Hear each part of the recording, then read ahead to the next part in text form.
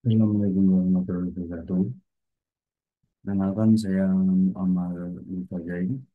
Di sini saya akan mempresentasikan hasil dari kerja saya.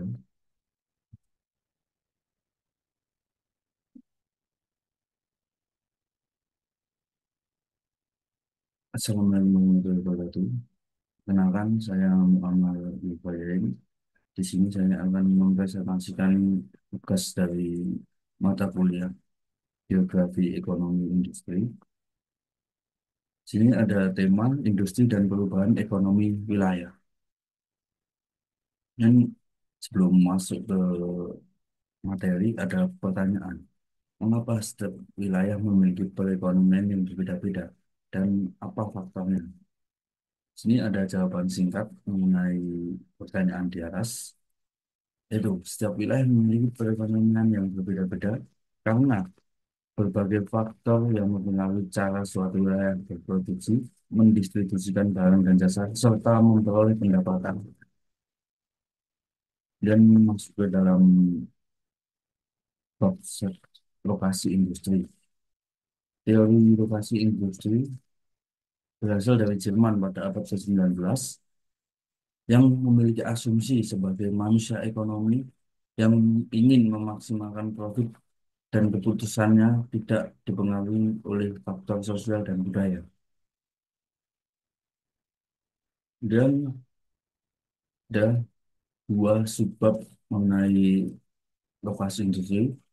Yang pertama adalah teori sewa lokasi, kemudian yang kedua teori lokasi industri klasik. Teori sewa lokasi.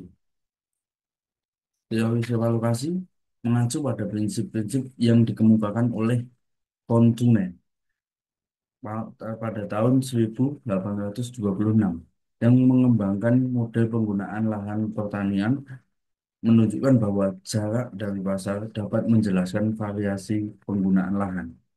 Model tersebut mengasumsikan bahwa yang pertama, sebuah wilayah terisolasi dengan hanya ada satu pasar yang dikelilingi oleh lahan pertanian berupa dataran yang seragam. Dan pemaksimal keuntungan rasional adalah pemilik lahan atau petaninya.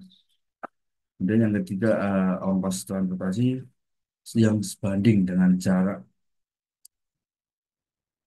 Dan selanjutnya terdapat kurva Bittrand di mana memuat hasil pertanian dengan dari gambar tersebut tanaman X merupakan hasil pertanian yang mudah busuk.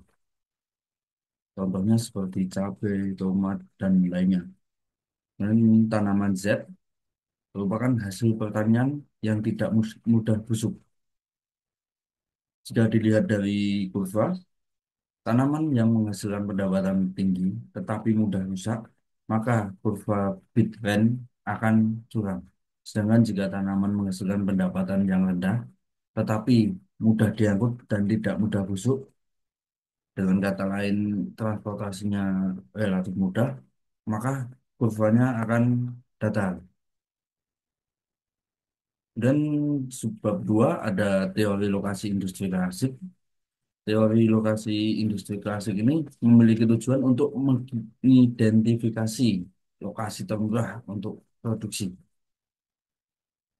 Yang tokohnya yang dikenal adalah Alfred Weber